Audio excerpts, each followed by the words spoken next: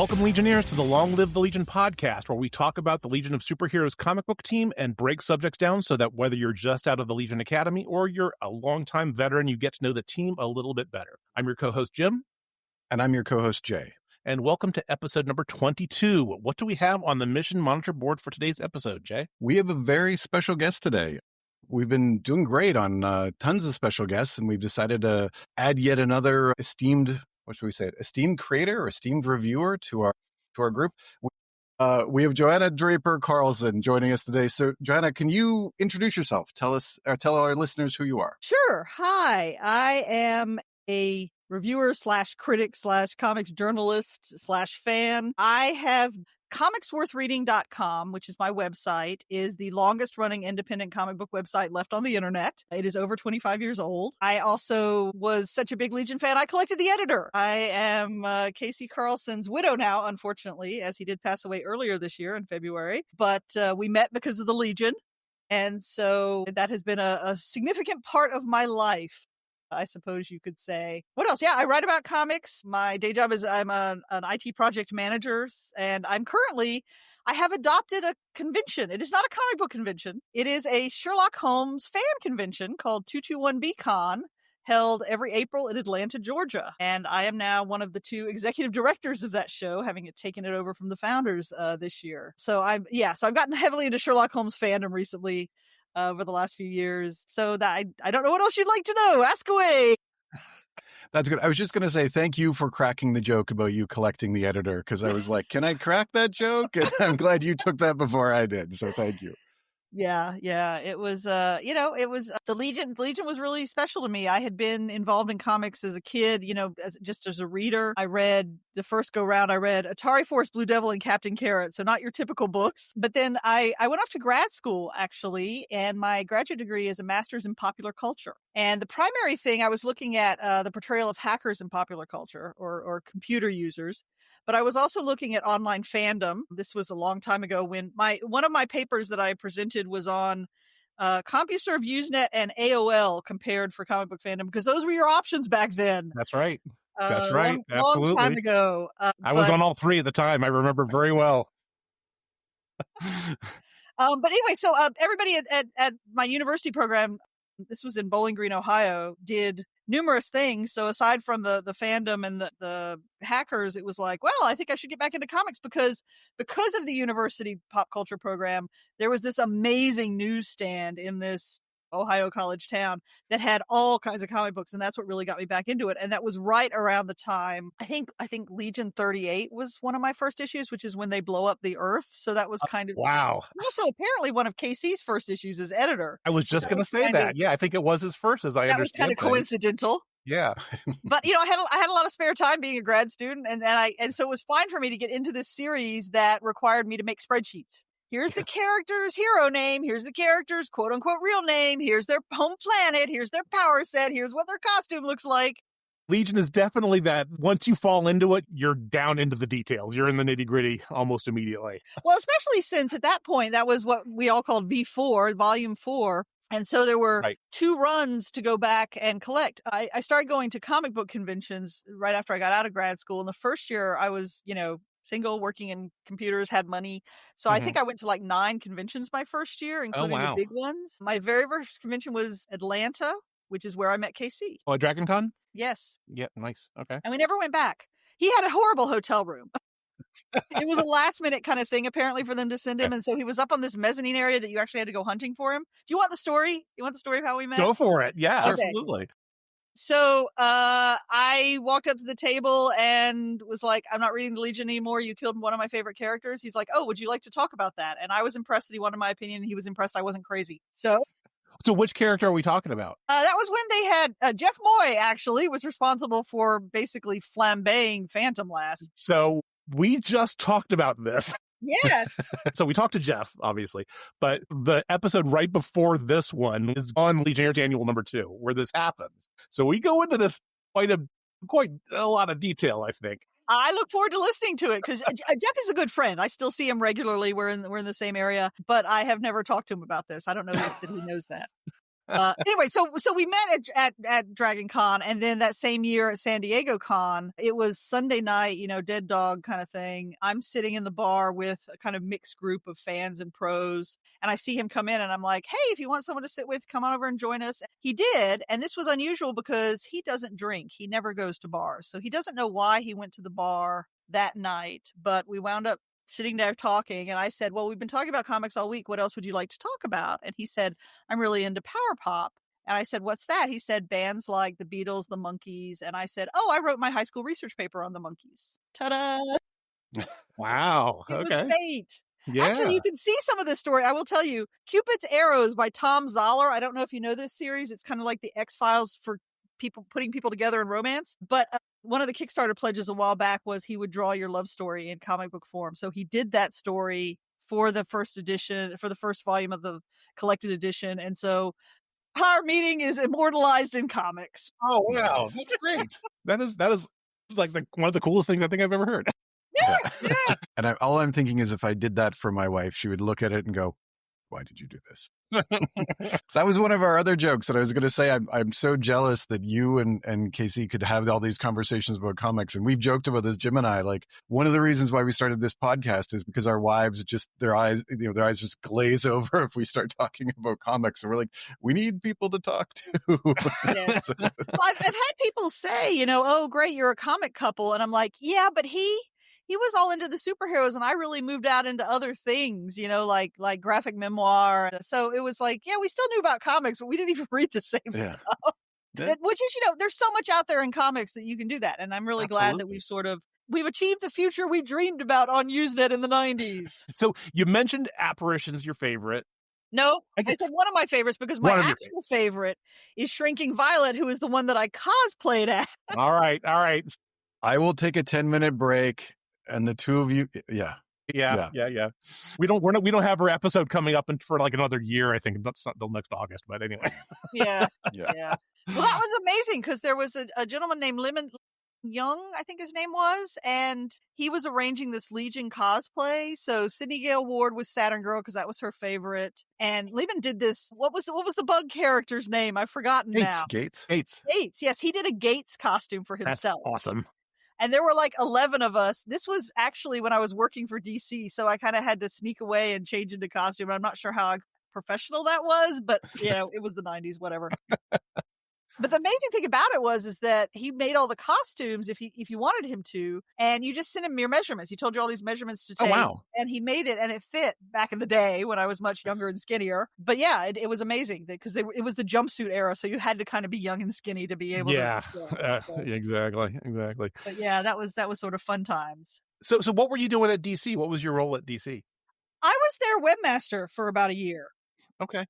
It was when they were they still had the AOL site that they were actually expecting to make them money instead of using as a marketing device because you were still getting bounties for subscribers, but that was all changing. Yeah. AOL acquired Time Warner shortly after I left, I think, or around that time. Yeah, that was in 99 when that happened. Oh, okay. So I was there in 96 to 97. The only reason I know that is because I used to be at AOL for a very, very brief period of time. I got trained on Rain Man. Remember that? The programming language? Yeah. So I was running the website and the AOL site and the message boards, and we had 12 hours of live chat programming a week, which means we'd get various pros to come on and talk to people in chat rooms. We had regular chats, including a Legion chat, a Batman chat. So yeah, that was fun. We actually, Casey had been there for about 8 years at that point, and he was editing Superman. And he'd kind of been promoted upwards when Mike Carlin, it had been post-death of Superman, and Mike Carlin was considered so successful for doing that he got bumped up to executive editor, I think it was. Right.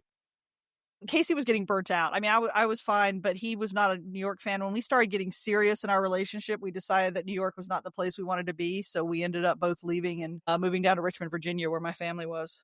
Well, it was interesting you mentioned the chats because when we were talking to Jeff a couple weeks ago, one of the things we talked about was these the AOL chats, which were really cool, and then us fans kind of whispering in the corners about Kennex is actually going to be the Emerald Empress. And then they did the whole switcheroo with Shrinking Violet, right? And so I remember all that stuff happening and being, between that and the Usenet speculation at the time as well. Yeah. Casey always used to complain about the chats that he wanted the questions about, why did you make that choice? Or I like that story when, and all anybody wanted to talk about was what's happening next. Give me some insight. Give me some info that people don't know. And he was like, no.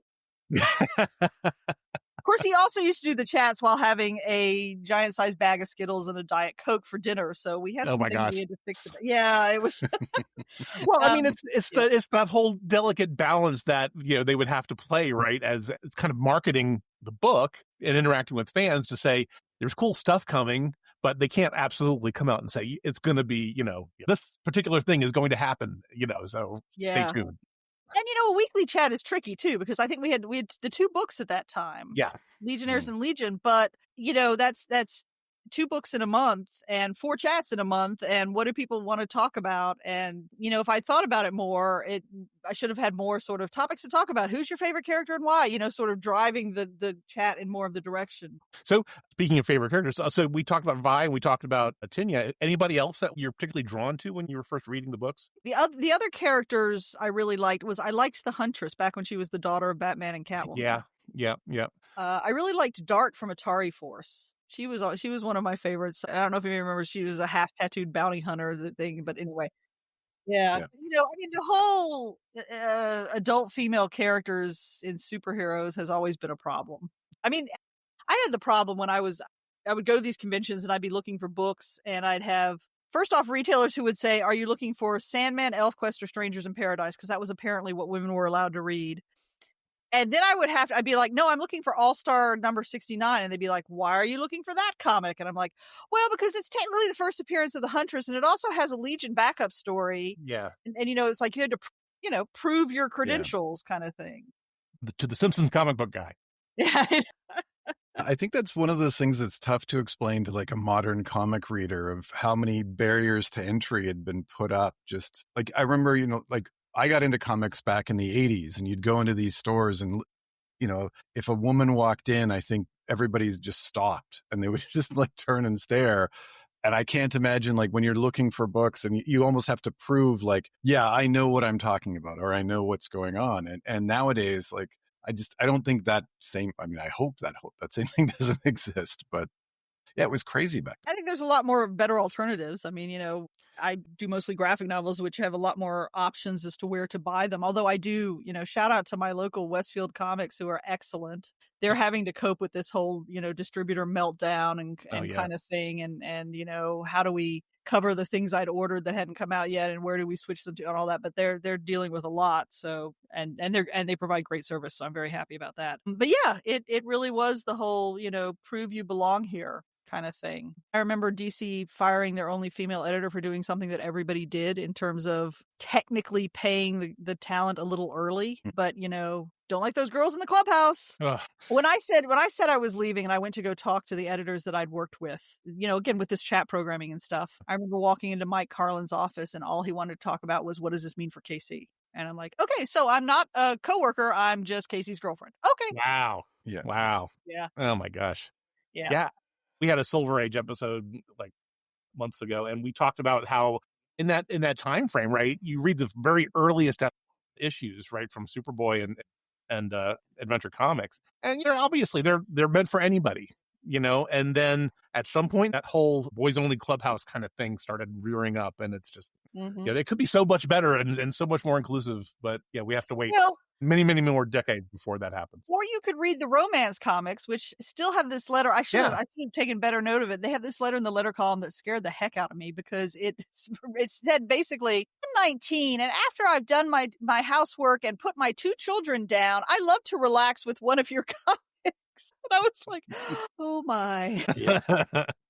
Although there's even when you go back to that, I mean, I just reread like the very first Legion appearance, and there's the great Cosmic Boy line of, yeah, Superboy, and you lost to a girl. And it was just like, geez. And like, no wonder girls weren't reading comics at that point in time, because everyone, and then, I mean, how many Legion issues were like, the red, what was it? The red disease or something like that? Oh yeah, there were. Yeah, like, it was. Yeah, like we understand what the analogy is now. Yeah, it really wasn't until. I mean, this is one, and I mean, you please disagree. I've always said, like, one of the things that Paul Levitz brought to the Legion, almost no one else was doing at the time, was he elevated all the female characters. Did you find that as well as you were doing the rereads, or is it just my rose-colored glasses? Because those are the books I grew up reading. So I worked with Paul Levitz, and they don't really separate the person from the stories. I mean, I came to them all as back issues. I will say that I love some of the weird comics of the 50s where it's like the boys versus the girls, because it's a lot easier to handle sexism when it's like, oh, look at this quaint artifact, as opposed to look at what's happening in comics right now in front of me. Yeah, Paul Levitz has said some weird things to me, but it's he grew up in comics. He never had another job. He interned at DC and then came back to DC. Which kind of emblemizes some of the problems I saw at DC, which is there was a whole lot of operating out of fear, because if you got kicked out of DC, you could go work at Marvel, maybe, or what else would you do if you loved comics? Yeah. That was pretty, there wasn't a lot of alternatives. So there was a lot of, I'm operating out of, I want to keep my job, as opposed to what is the best thing for, characters, business, whatever. Yeah, I guess such is the world of a corporation, I guess, right? Yeah. And when people are, like you said, I think fear is the perfect word. When you're afraid to make a specific choice or a bold choice that might fly in the face of the conventional thinking, right, or the conventional wisdom at the time, right? People don't want to do it. It's a lack of risk taking. Yeah, but it's a sausage factory. If you love comics, don't work in them, because one of the other problems that I saw, and again, okay, let's bear in mind, I was working at DC 30 years ago. Okay. I know nothing. Yep. There's been like several changes of regime since then. But one of the things I saw was that people had comics as their job, what they did on the weekends, where they had all their friends. It was still their hobby. And it was like, y'all need to do something else occasionally, because it gets very, very insular very quickly. Yeah. Yeah. Well, it's tough, I think, when you come into the industry as a fan and then to separate it, and then there's no need to, right? Like, I'm sure if you're working there, you just end up kind of buried under that. Well, let's keep in mind that everybody working in comics is pretty much by definition a fan, because if you do anything well, you will make more money with less stress in any other business. Absolutely. So the people that were in comics were there for emotional reasons as well as practical reasons, and that made everything much more. But then I got pilloried on the internet way back when I said, at the time, again, past tense, everybody I knew in comics was either very sick as a child and read comics and decided they loved them, or had father issues, missing absent fathers, or both. So that was just a weird coincidence that I sort of observed. And for some reason, people didn't like that observation because it implied that everybody in comics was broken, which, as someone in comics, I will take that. I will say. At what point is the human condition that, though? You know what I mean? So it's like, yes. But I remember, it's I guess I think it's a Jack Kirby quote that I'm thinking of, where he says, "Comics will break your heart." Is that supposedly? Yeah. I've got a pin of that in a word balloon, because I don't know.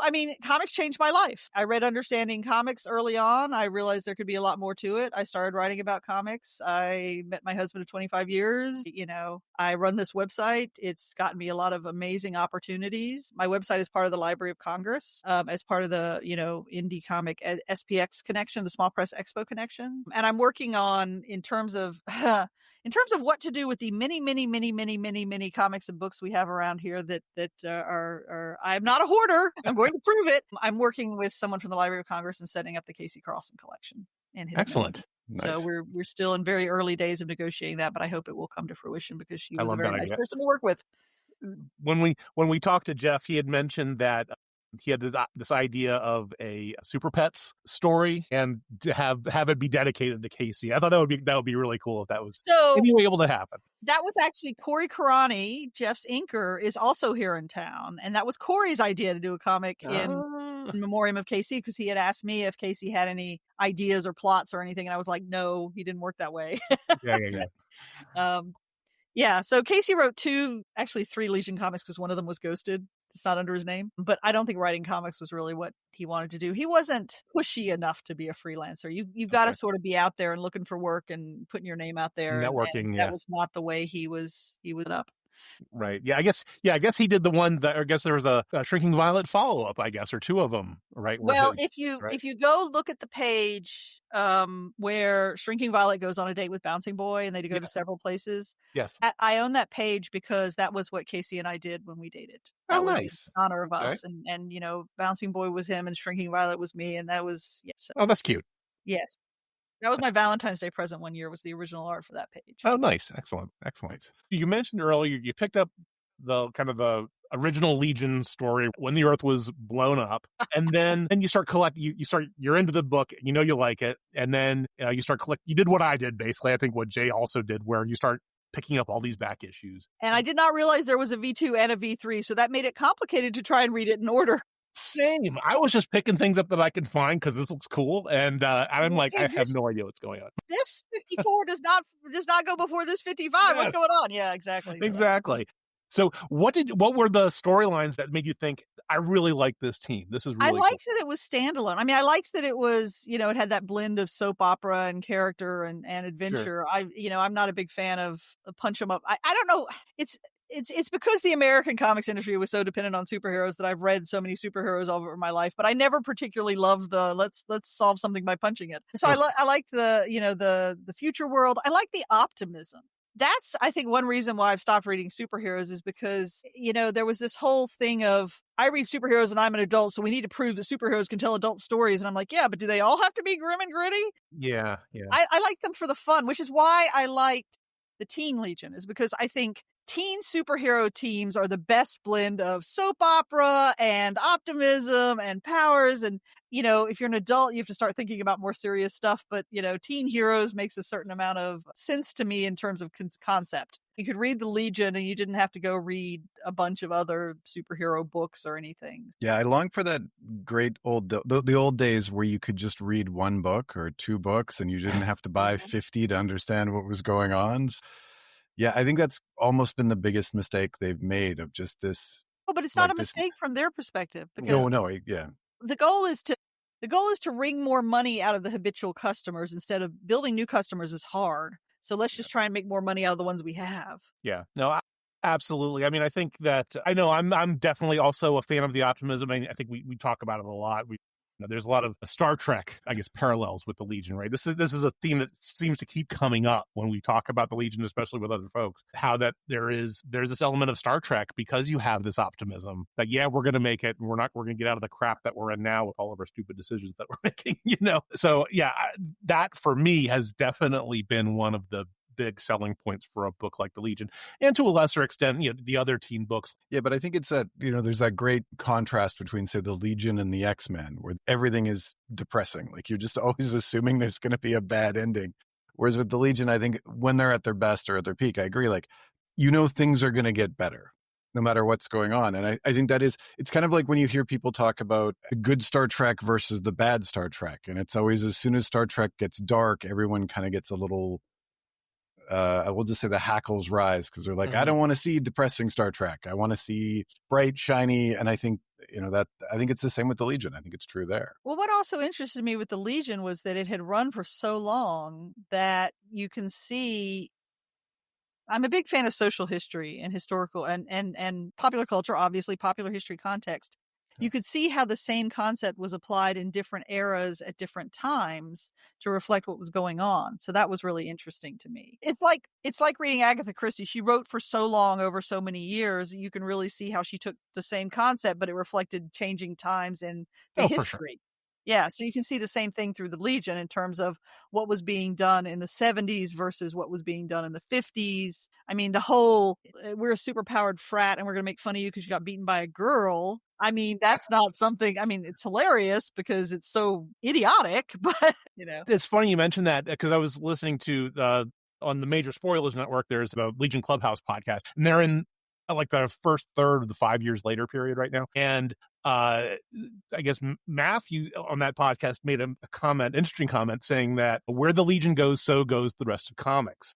And and when you talk about that particular period, Johanna, what you're saying, from a grim and gritty perspective, right? The Legion really embraced it at that point in time, right? They were taking cues, I think, from Dark Knight, in my opinion, because there's a lot of similarities there, I think. But that happens in the Legion title, and then you start seeing it filtered everywhere else across DC in a lot of ways. And eventually it kind of comes full circle with the Legion when Abnett and Lanning return, right? And then they bring it together. Well, comics, something successful, let's beat it into the ground. Yeah. I'm reminded of the 10-cent books when suddenly everybody was doing 10-cent books until nobody cared anymore. So, Yeah. as soon as there's a trend that works, it's like we're just going to suck all the juice out of it. But yeah, the whole Legion Lost era, I mean, that was Casey's final credited issue was Legion 100 because he wanted to stick it out until then, which makes a lot of sense. Right. And then his assistant McAvenny took it over. And there's a definite tendency to go in the opposite direction from what before, whenever you're making a change, to make it a really distinct, obvious difference. And right. we both stopped reading it because, you let go of something that was really important to you, and there's no point in continuing to go, but I would have done it. Exactly. I remember I had started a new job because I was, religiously reading all this stuff in my pull list at the time. And I started a new job in the 1998 timeframe. And so I had, for one point in time, I just picked up stuff, but never read them. And then I just stopped it altogether. And so in like the 2001 or 2 timeframe, I went back and just pulled everything. I'm just like, what the hell's going on? What happened to my team? But, once you realize, okay, you're getting a new group of creators, so they're going to do what they want. They get to play with toys and then get to do something else, Yeah. Even if you don't agree with where they're going with it. Because I had the same thing, right? I don't really want this grim and gritty in that way, shape, and form. But, all these years later, I'm able to kind of step back and look at it for what it is and say, okay, this piece of it works. This piece of it still doesn't, even 25 years later or whatever, right? And so you get a little bit of distance between it to get a better feeling for what it is, or better appreciation. Sure. Yeah, I find it funny when you said you got in on like about issue 38 of V4, because that was right at the time where the Legion was dropping in my comic pile every week when you come home. Because like I had grown up on the V2, right? And so it's this positive, and then you start getting into the grim and gritty, and then it just kept getting grimmer and grittier and darker. And so I can empathize with the whole Legion Lost. Like I read Legion Lost without that emotional connection, so I can go, oh, this is kind of cool. But I can empathize with what that would feel like, especially if you had worked on the book and you're like, these are my characters. And I'm sure Casey felt very protective, especially of the book and of the team. And then to see it get, I'll just say, ripped apart, that's got to be a tough thing to look at. Yeah. I mean, it was always difficult working on the Legion because not a lot of people want to sign up for, hey, there's 30 main characters and there's streetwear and there's the future. And I mean, it's a lot. I mean, he kind of, I always thought of him as kind of discovering Adam Hughes and bringing him to the book, and Stuart Immonen, who did some beautiful stuff, and Jeff and Corey. I was never a fan of Lee Motor's sort of super skinny people, but it's you get somebody who can work on it, and if they can meet deadlines, that's always a thing. But yeah, it definitely was something where just because you got one job at DC doesn't mean you're getting another job at DC. So Casey also always encouraged people, you need to go out there and you need to draw that guest cover on another title, or you need to work with a different editor, and you need to get your name out there and do these other things as well. So it was always sort of smart advice, I thought. Definitely. So I wanted to ask this, and I don't know how much you remember about this. When that first reboot happened, do you remember any of the conversations that Casey was having, or what was going on a little bit behind the scenes? Or, I mean, I know we're going back decades, but I just wanted to ask. I don't. I remember some of the things he said about working with Giffen and the Beer Bombs, because again, that was when I started. I know people like to call it the Archie Legion, and I don't consider that an insult because Casey loved Archie comics. And that's why he had Stuart do that Archie pinup that they had to pull because it was too Archie. I've put that on my website recently. Oh, wow. Okay. Yeah, there's an Archie style. The couple's in like skiing. They're on a skiing vacation. And it was too Archie, so that they could not run it because it did not look, it did not look Legion enough. But no, I mean, comics is one where you always have to be growing or you're dying. So, always thinking about how to get things in. He edited 0 Hour, which he really enjoyed. He kind of wanted to be the crossover editor. He was happy to keep doing those. He loved working with all those different, coordinating all that. But DC was like, no, we need to give it to different editors so that they will all develop these skills. And I'm not sure that was the smartest move because some people really hated it and some people were not good at it. He did the 0 Hour and the launch that came out of that. And the hat trick, do they still call it that? The hat trick was true? Well, actually, was it? I mean... Yeah, Giffen wanted to put the old characters and the young characters in a hat and draw out randomly which ones survived. That was kind of like, no, that's not a great idea. Casey was always a quiet editor in terms of, not out there promoting himself, not out there driving stuff. He saw part of his job as saying, well, DC wants to do this, like a crossover. One of the things Casey did that people may not know about is that when Archie Goodwin was so ill, Casey ghosted editing some of the Batman comics for him and doing the Batman letter columns. Okay. So, yeah. Yeah, we were, so we could talk about this because I think we're airing this after this other episode comes out, but we were speaking with Paul Kaminsky over at DC, and he's currently the group editor of the Superman titles. Oh, okay. And he will be getting the new Legion book when it comes out. So one of the things we mentioned was he was talking about what he does as a group editor. And he was basically saying, yeah, it's basically like we mentioned that it was like herding cats, I think was the phrase that we used that he agreed with. But it was funny. We also mentioned, the concept of the Archie Legion, because apparently, according to him, that's what Mark Waid calls it as well to this day. And I remember back in the day, originally, that seemed to be, when it was first introduced, that term seemed to be a little bit pejorative, but I think it's kind of been embraced and taken a life of its own now, which I think is great. Well, Mark Waid wrote for Archie, so, Yeah, there you go. And I think it comes down to, do you see Archie as a bad thing or a good thing? Like, exactly. I mean, it's well, if you're talking about teen romance, which is a lot of what, I liked about the Legion, is you got all these teenagers and all their hormones and they're all living together and like who likes who and who has the crush on whom and all the rest of it. Yeah, I mean, probably a good third of the Legion, that's the kind of the underpinnings, the foundation of it is.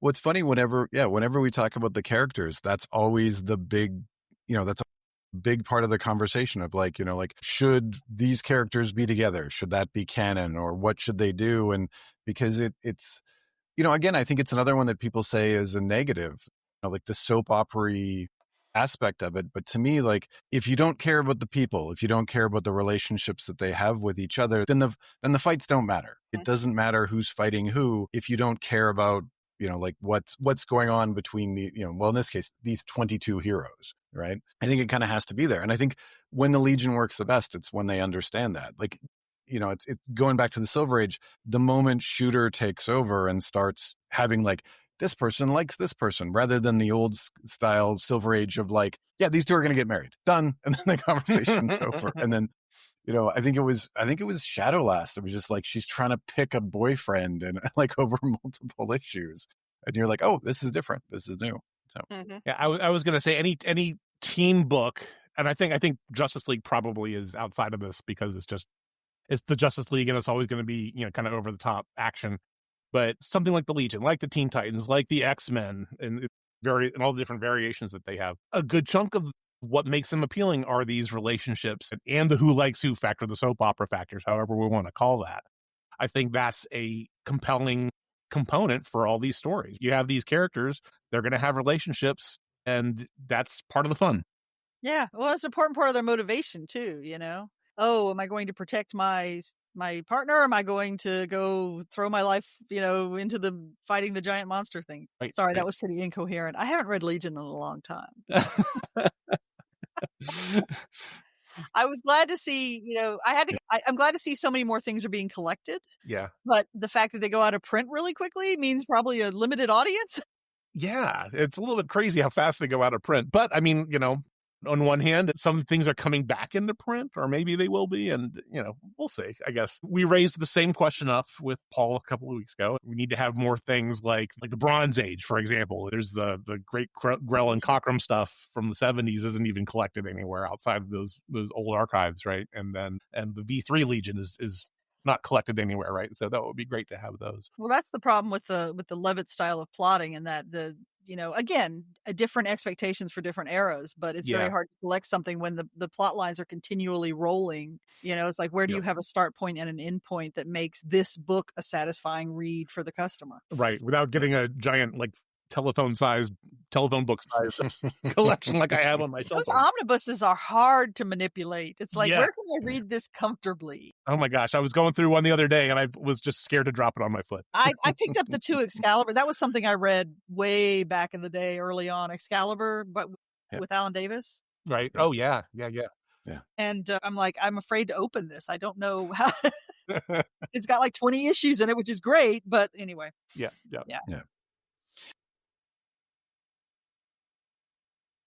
When you get these, I always see these things listed. Like, I'd love to have, like, one of my favorite comics of the 70s was Master of Kung Fu. And it's only these gigantic omnibuses where you're like, yeah, I don't need, and I think they're collecting, like, it feels like it's 40 issues in these gigantic books. And you're like, I don't want to haul this around. I don't want to do anything with this. So it's the only way you're going to get some of the filler issues, though, I think. Yeah, that was true. Because not everyone was a gem. This actually has a lot of comparison when I discuss Sherlock Holmes stories with my local Sherlock Holmes group. And sometimes there's like, why is this so abrupt? I'm like, because he was a serial writer. And there's always the perception that, you know what, if it's not great, there's another one next month. So when you talk about so I definitely want to ask you about the Sherlock Holmes stuff. When you're talking about, all the Sherlock Holmes stuff, there's a ton, especially, since the Gaddis, is that how you say his name? Gatiss. Or Gatiss. Since the Gatiss boot, if you want to call it that, since that came out with Benedict Cumberbatch, I guess last decade, does it cover everything? Because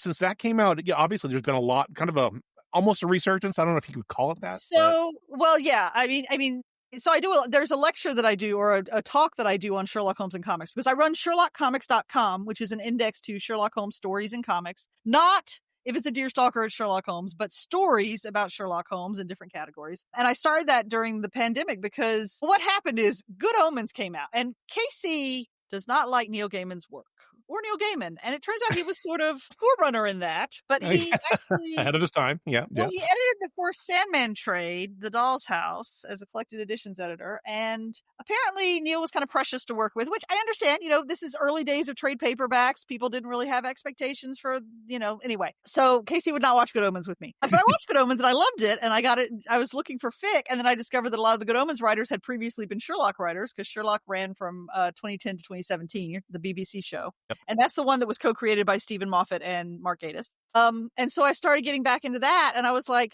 I really like this. And I ran into some fans, and the interesting thing about the fandoms, it was kind of like the anti-comic book fandom, because superhero fans tend to be male, tend to be knowledge-based. Can you name what issue this happened in or whatever? And then I found these Sherlock fans, and they were all, hey, this is great. Oh, you want to write a story? You should write a story. And so it's very, transformative works, fic and crafts and art and all the rest of it. And a lot of women. And so I was like, wow, this is like a whole different kind of fandom for me. So I created the Sherlock Comics website. And plus that gave me lots of things to hunt down and buy during pandemic, which was like my therapy. Like a lot of people, it was like, sure.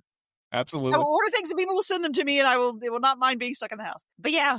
And so, yes, BCon that I mentioned I have taken over with a colleague is the only real media-friendly, regularly occurring Sherlock event in the U.S. because the BSI and the literary scions get together in New York in January for Sherlock's birthday, but they're sort of the books above all, and which is fine. I mean, be the kind of fan you want to be. But I'm like, all Sherlock is good Sherlock, except Will Ferrell's version.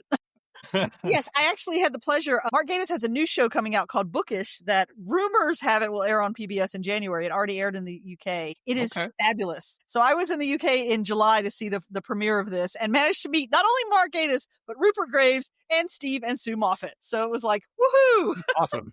Is it on BritBox? No, it's well, like I said, it's going to be on PBS in the US. I think we here at my house, I think we have the BritBox subscriptions. It's called Bookish, and it's about Gabriel Book. It's set in post-war London, so just past the war. He runs a bookshop, books, and solves crimes, and is in a lavender marriage with the woman next door. So explicitly gay lead character at a time when that was illegal. So that adds kind of an interesting. Okay. 6 episodes in the first season. That makes 3 mysteries. Each mystery is 2 episodes, and they're already filming season 2. So nice. This is my new favorite thing that nobody can share with me because you can't see it here yet. Anyway, I love detective stuff.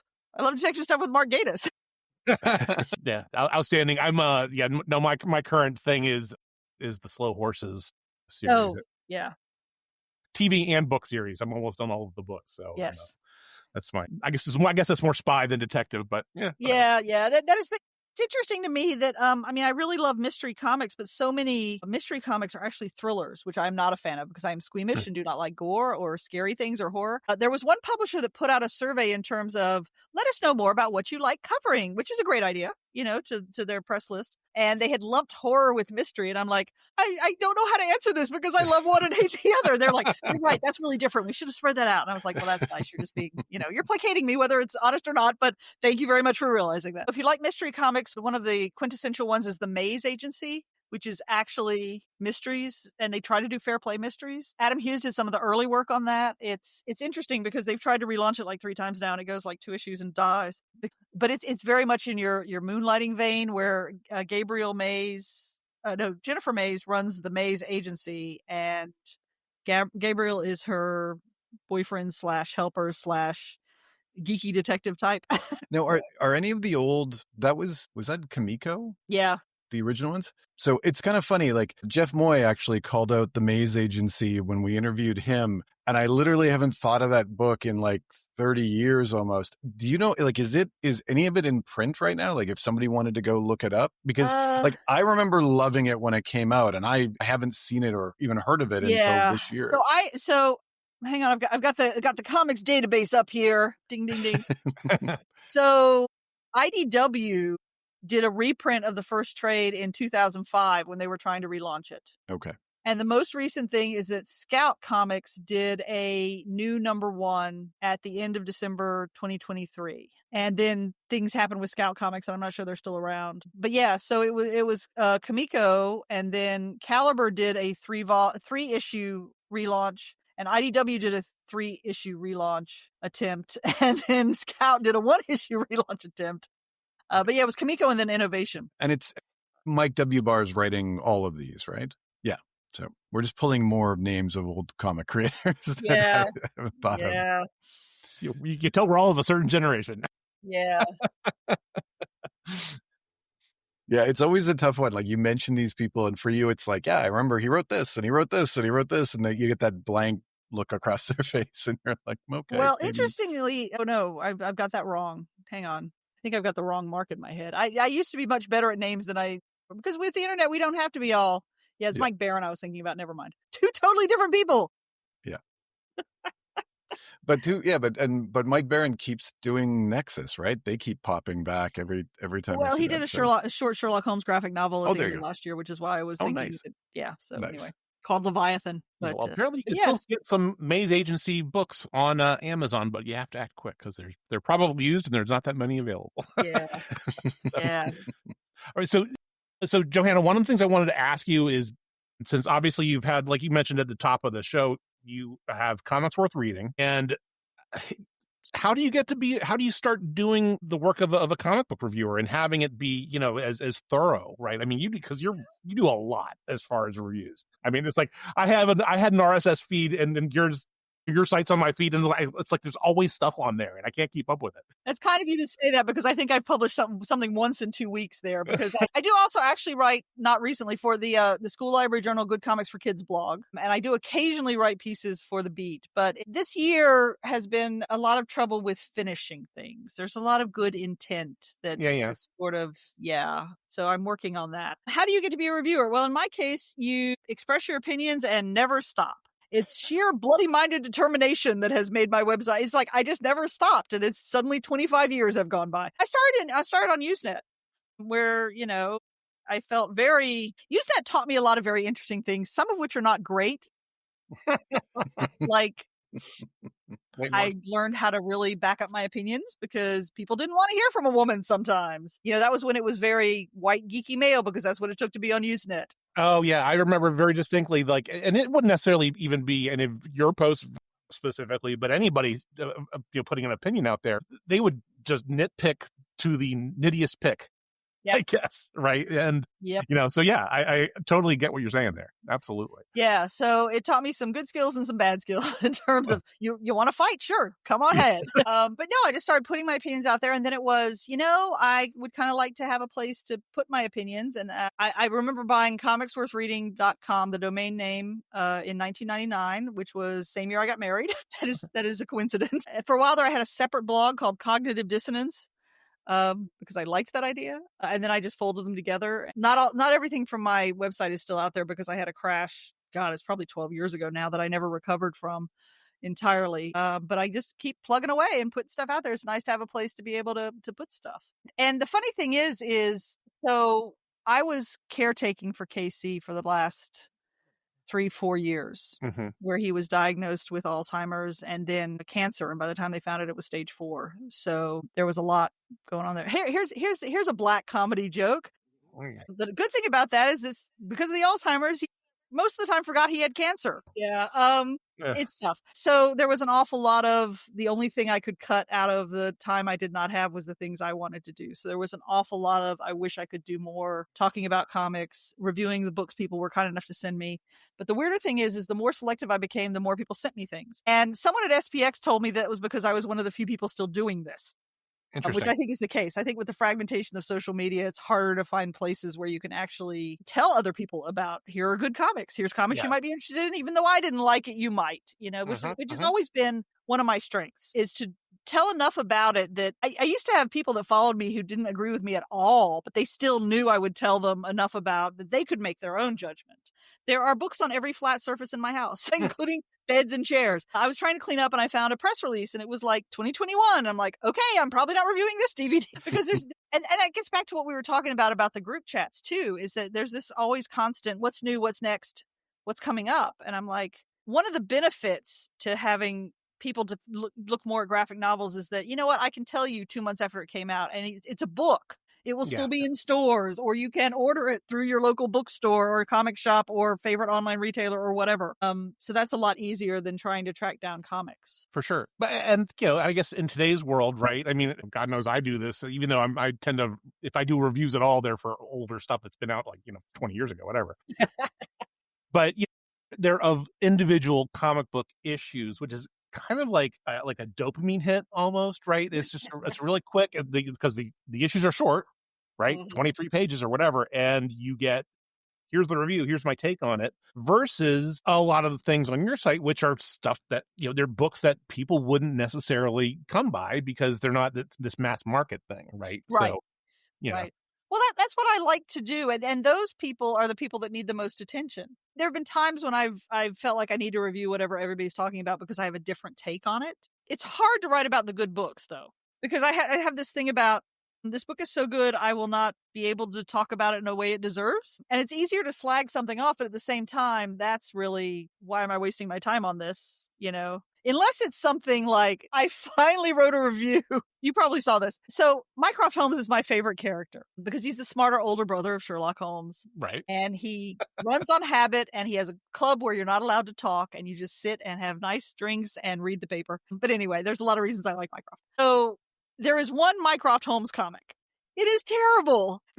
And I have put off talking about it for years and years and years because when people would ask me, I would start getting incoherent because it was terrible in so many ways. So I finally wrote down all the ways I thought it was terrible. So the book came out in 2018, so it's not like I'm timely on it. But I also don't want, slag it off. It's a tie-in to the novel series by Kareem Abdul-Jabbar about Mycroft Holmes, written with Anna Whitehouse. Did you know Kareem Abdul-Jabbar wrote 3 novels about Mycroft Holmes? I think you just broke my brain. You just broke my brain. Yeah, now you do.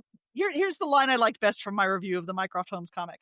The Mycroft Holmes is not large and sedentary and habitual. He is young and active and sleeping with his professor's wife and drinking a lot. And you don't see this in the comic, but in the novels written by Kareem Abdul-Jabbar, he has a very tall black friend who likes to smoke cigars and do martial arts and always has wisdom for him. And I'm like, so Mary Sue's aren't just from women, guys. Absolutely. That's a Gary Stew, I guess. Yes. Right?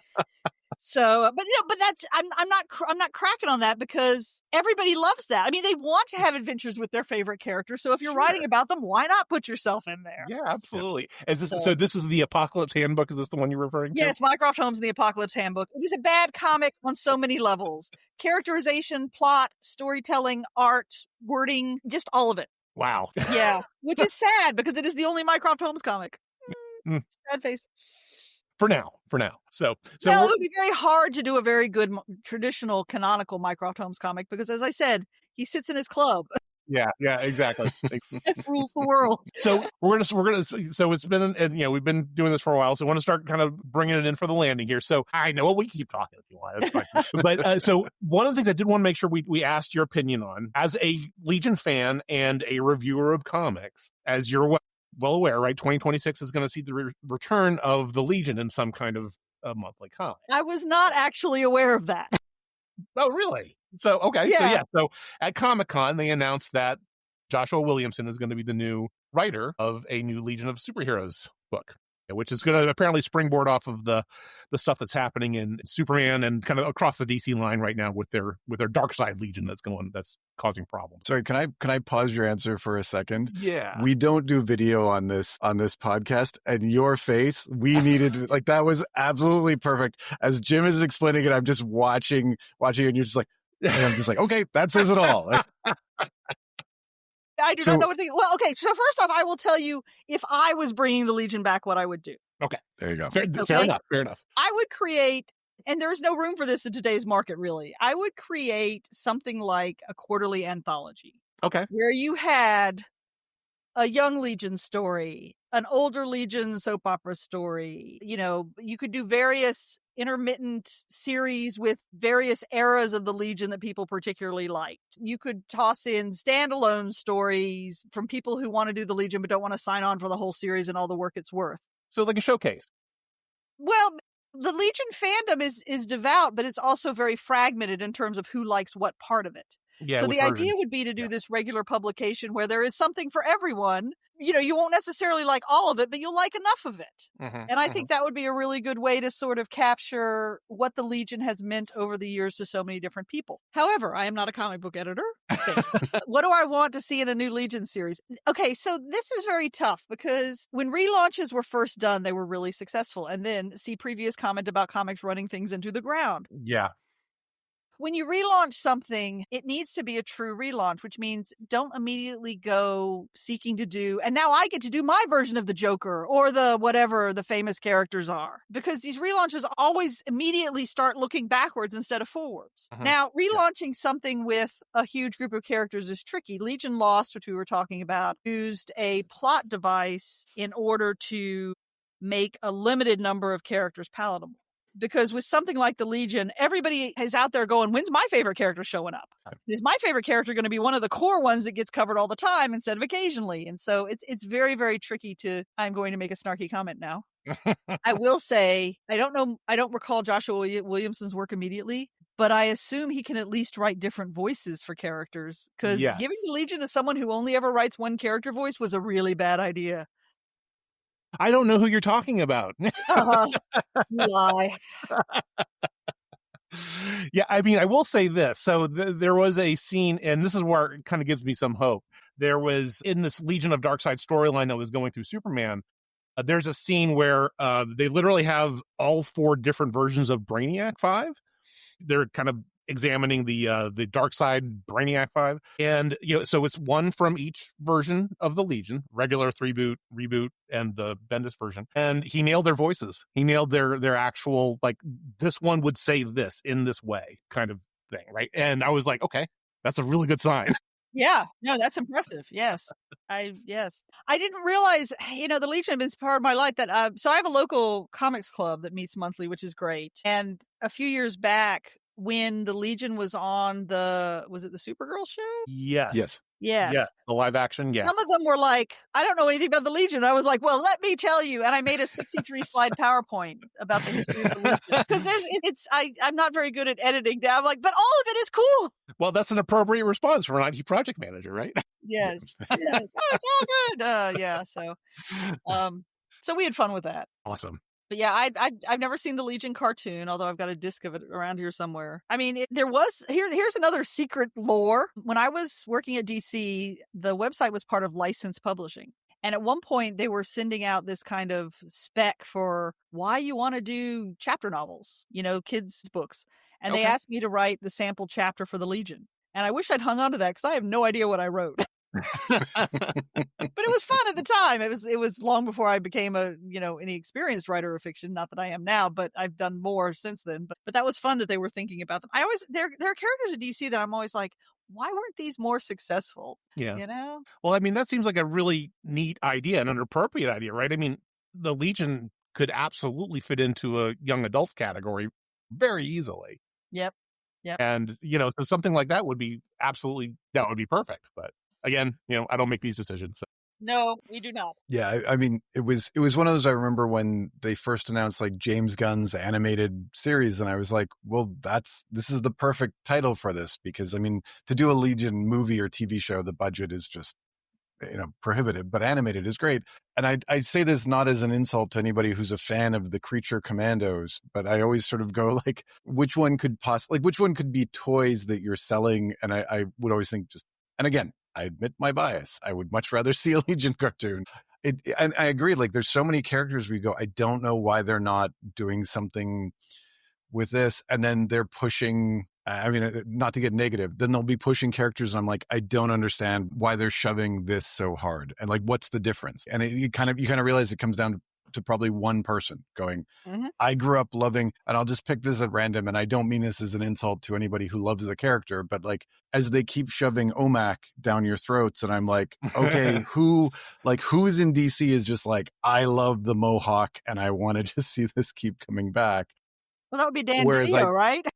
Yeah. So, and I'm like, and you just go, okay. And I think that was the moment, like when, I don't want to say when you realized what was going on behind the scenes, like that moment. I mean, I always say with the Legion, like the realization that Karate Kid was killed, not because it was necessarily a good story, but because Keith Giffen hated him. And you're like, oh, so that's how they do this. Like there's actually well, you want creators to bring their passion to the projects, but at the same time. Yeah, and it's you kind of just smile and go like, okay, there's way more going on. Yeah. So, yeah. And I will recommend. So if this is, you mentioned the Legion cartoon. Are you talking about the 2006 one from? I have no idea. I know there was a Legion cartoon.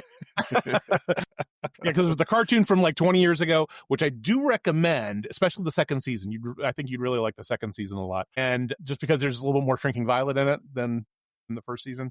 Cool. But there's also some really just good, solid storytelling. And then, but there's also a movie from a couple years ago. Yeah, don't watch that. Oh yeah, that was the Target exclusive one. That was, yeah, no, yeah, we saw that. Yeah, I think we're going to be covering that right on an upcoming episode. Jay, is that? Yeah, unfortunately, is that your revenge on me for making you read the Reflecto saga? Or yeah, that's right. That's right. So. All right. Okay. So what we're going to do now, so we're going to wind it up, and we're going to, what we do for our guests is we have what we call, well, in your case, we're going to call it the lightning last round, right? So we shoot you some questions about just random topics, and we want to hear what you have to say. Okay. So first one, and this is, you can't say Arthur Conan Doyle for this answer. So who's your favorite writer outside of Sir Arthur Conan Doyle? Yeah, no, well, he's not my favorite writer. Okay, well, good. He did amazing things creating the characters, but he would have hated what people do with them. God, this is why I created a website, because people ask me these questions and my mind goes blank, and I'm like, I don't know. I'm sure there's an answer out there somewhere. Go search it. Who is my favorite writer? I don't have a favorite writer really, because every writer I've ever loved has done something that I did not care for. Okay, which I think makes me overly critical or realistic. Pick one. I don't know. The things I keep coming back to. I read a lot of Agatha Christie. Okay. What do I? This is a tough one. I have failed the lightning round. No. I'll tell you what, I'll ask you this, since you're a big fan of Agatha Christie, and I kind of know where the answer is going to go, but I'm going to ask it anyways. Of the movie versions of her books, which one, which would be your recommended? I really, really, really love the 70s and 80s Death on the Nile and Evil Under the Sun with Peter Ustinov. Yeah. Okay. Because I think those are really twisty mysteries with a lot of all-star cast, and they're great fun. And if you want to watch more recent, Kenneth Branagh, the only one I recommend is A Haunting in Venice, because he took the source material, which was not great to begin with, and did something different with it. And different in a good way. We did not need the origin of the mustache, Ken, but Haunting in Venice, Tina Fey does an amazing job playing a dramatic role. So, and it's very atmospheric and makes great use of the setting. And who saw that coming? So, okay, so what are you listening to? Podcasts. No, actually, what I've been listening to most recently is they call it a podcast, but it's really an audio drama called Sherlock & Co. Okay. Are modernized versions of the classic stories where John is a podcaster in central London and Sherlock is explicitly on the spectrum and gay, which people have been, expecting for a long time. And there is a third character named Mariana who is their office manager for their true crime business. And it is very, very well done. Interesting. I mean, because there's a lot of elements of the TV show that are in there, because John was a blogger. The writers had not seen the TV show when they started it, but there are, if you do a modern day Sherlock Holmes, right, there are certain things that everybody's going to come across. Yeah. Okay. That makes sense. And then last question, Your favorite food? Sushi. All right. Nice. Any particular kind? I really like chirashi sushi, where they just kind of scatter the pieces on top of a bowl of rice. Yeah. Yeah, it's kind of like a blend of sashimi and sushi. Oh, I did nice. not tell you the Giordano's story. Do you want to hear the Legion fandom Giordano story? Sure. Okay. Yes. So this is my fond memory of Legion fandom. Early on, Chicago Comic-Con, we were having a Legion fan gathering, and it was like 60 people, something like that. I mean, it was a lot of people, including Jeff and Corey and KC, and I think at least one of the writers was there, maybe Tom McCraw. I don't remember that part of it. But we all trudged down to Giordano's Pizzeria, and we took over an entire room. And Paul Levitt saw us in the lobby when we were all getting ready to head out, and told KC to DC would pick up the tab. Nice. Which is great. And, it's a pizza joint, so it's not hugely expensive. And we sort of set it out so that everybody's table had a, creator at it. And we were all it was great fun. The upshot of this is that Casey went back to the office and tried to file the expense report for the $800 of pizza that he bought. And the accounting department was like, what the hell? And Levitz had forgotten he'd said this. So Casey had to be like, you said. Yeah. So it all got worked out eventually. But that just struck me as kind of like, it's really nice. I remember those days and the positives of fandom when you had all these people that had this thing in common and we all could get together and celebrate. And the thing that attracted me to comics was that the lines between fan and pro were so not only small, but porous and back and forth. And, Paul Levitz really loved the Legion and that was a wonderful thing he did for Legion fans. So absolutely. I mean, I think Legion fandom specifically is its own thing, right? And I think it's generally speaking, I think it's a very positive fandom. I mean, it's rare to see people have kind of turf wars. I mean, they happen, right? But I've never seen it get as bad as I've seen things on the internet get, right? But then try being a woman who worked at DC Comics and then chose to leave, because I got told I must have been fired because nobody would ever leave that job. Point taken. I also got told that I must have given somebody a blowjob to get that job. Oh, boy. Yeah. Charming fans. Wonderful. Well, I guess, okay. Jeez Louise. Okay. That's not great. Well, so much for that idea. Yeah. Yeah. But, it is, I mean, overall, I have horror stories, but I also have some really, really, really fond memories of friends that I've met through fandom of one kind and another have been really supportive and helpful. And it's because of some of my fans in the Sherlock fandom, which is, my current fandom, that I was able to survive the events of the past few years. Sure, for sure. Yeah. I mean, I guess with anything, there's if you focus on the positive people in that group, right, it's going to be good. But then, and tell the trolls to, bury it where the sun don't shine. All right. So, okay. So let's go ahead and wrap it up. So, Johanna, I know you said this before. You told us where everything was and where all your sites were. Go ahead and tell us where people can find you. comicsworthreading.com for comics news and reviews. Awesome. SherlockComics.com for Sherlock Holmes stories in comic book format, and 221bcon.com for a Sherlock Holmes gathering in Atlanta in April. It's basically, so having gone to comic book conventions most of my life, I had never gone to a fan-run convention before, and basically a whole bunch of people who love Sherlock Holmes take over a hotel for a weekend. It's fabulous. You just walk out of the lobby, it's like, oh, look, other people who like what I like. Oh, and then the Delta pilots, we leave them alone.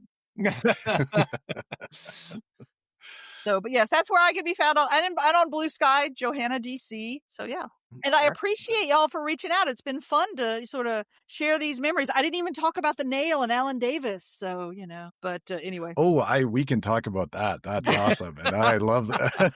So, it kind of sounds. was the editor on the Nail for 5 years, and then he left before it actually got published, which is why he's not actually credited, but I think he got a thank you. And Alan Davis sent him a page from the book. Oh, nice. It was big fun that they worked together for a long time on that. So that shows you how long it takes to make a comic. A long time. Yeah. But here's sort of the memories part. A couple of years ago, before Casey got really bad, we went to the Baltimore Comic-Con as sort of his last comic book convention. Yeah, I think I was there at that con, and I was looking for you because you said you had purple hair, and I couldn't find you. Yeah, well, what ended up happening is we had dinner with the Simonsons, who were great friends to KC, and we had breakfast with Alan Davis because he'd enjoyed working with him so much. Mm-hmm. And then we tried to go to the con, and it was too much for Casey, and we ended up leaving early. So I missed seeing a bunch of people there, but he did get to see a few people and we bumped into I forget all who, but we went to that con because it had a good number of older creators, and he bumped into a number of people that he'd worked with, and so it was really great for him as sort of, telling people what was going on and getting a chance to see them one last time. No, I'm glad to hear that. So that's good. Yeah, and I know I've mentioned it before, but it's the number of people online who, when I started doing all my reviews and I was doing the rereads of basically Casey's time on the Legion, the number of people who were responding like, this is my Legion, I love this, like what he did was so critical to their fandom, because that wasn't the Legion I grew up on, so it wasn't what I experienced, but they were like, this is awesome. And the number of kind words that they'd say about Casey of just like, we love that you could tell a fan was running the book, and you could tell that he loved the material just as much as we did. And it was one of the things I didn't understand until I started getting all of this feedback. And I was like, wow, this guy was, because I had missed that. And I wanted to make sure that everybody heard this. Like it's, he was essentially the guardian of the Legion for close a decade. More than a decade? It was a while. Yeah. At one point he was the longest running editor in the modern era, but that may have been overcome by now. It's been a long time. But yeah, he was a fan. And I'm glad that people care. When he passed and a friend put the notice on online, so many people came out of the woodwork. People I didn't even know he'd worked with, because he'd had a long career before I knew him. Mm-hmm. Just to say how great he was to work with. And that was sort of the best possible memory. So I really appreciated that. I'm glad you brought that up, because this is, it's really important. It's important to say. And I think, and Jay, I think I was probably one of the people that was going on at length about that era. Well, when DC put out their book on the Superman history, they completely left out Casey as Superman editor, which he was. They jumped straight from Carlin to Joey Cavalieri, and whatever. Yeah. But he was like, well, it would be nice if they realized, how much hard work I put into this, because Superman almost killed him. It was a very difficult situation. And so to have so many people remember so fondly the things he'd done, he was, one of the first trade paperback editors. He started Comics Retailer magazine. He worked in all aspects of the business: distribution, retail, editorial, creative. It was a good life. Yeah. Yeah. I mean, he certainly impacted a lot of people, right? With all the books that he did. How can you have a better legacy than that, right? It's fantastic. I would love to be able to have that. Yeah. And thank you for having me on. It's been wonderful. Even though I'm like, wow, it was longer ago than I thought. It's been wonderful to reach back into those memories. That's been terrific. Well, I mean, I know that, one of the things that I remember from, especially back in the Usenet days, right, is that you always seem to be one of those people that could just sit down on a keyboard and just fire off like a review that had depth to it, right? That had like, or any commentary, right? So I want to make sure that it was, that we had you on here, because I know you have things to say. So it's really important. People keep telling me I should write a book, but it only comes out when people ask me questions. Yeah. All right. Okay. So we already got where to find you. So I guess, Jay, I guess we'll move to you. Okay. So where can we find you online? As we've just jumped around like crazy. You can find my Legion reviews. I normally review 2 or 3 comics a week. I'm doing 3 now because they're the backup issues, the backup stories. So it's only 10 pages, so I can fly. That's at jmlonglivethelegion.blogspot.com. You can find me on Blue Sky at jmckernan.bsky.social. And you can find me on Reddit or Discord under the username Drake Burrows, which tells you who my favorite Legionnaire is. And Jim, where can everybody find you? And I have my Legion Reviews website at jimboslegion.blogspot.com, where I try to review one new comic a week that is somehow Legion related, and I'm epically failing on that. But you can find me on Blue Sky at jimbofett.bsky.social, on Reddit and Discord as Jimbo Fett with 2 T's, on the Legion Fan Club Discord. If you want to follow the podcast or get access to the Legion Discord, we are at longlivethelegion.bsky.social, or send us an email and tell us what you think at longlivethelegion2025@gmail.com. And until next time, long live the Legion. Long live the Legion.